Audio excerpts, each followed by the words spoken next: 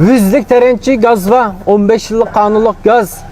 2015 o 2. ayınki 7 kişilik jail var. 2016 tava maşından neç gün kam.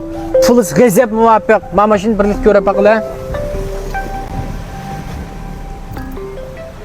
2015 o 2. ayının 7 kişilik jail var. Gezivan alıp müde pakiz bijirimnin altında gele şaştırыңlar.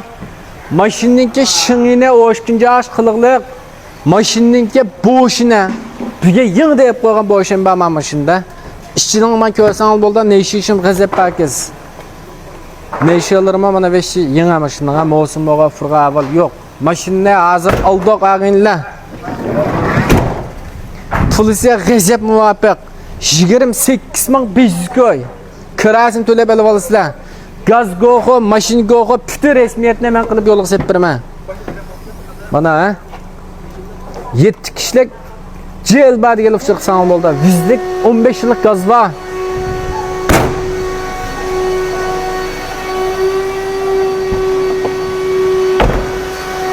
Bayanlar, işin ko'rsatlar. Yezincha sayli sayohatga chiqdim, taqqa chiqdim, baqqa chiqdim degan fikr qilaman.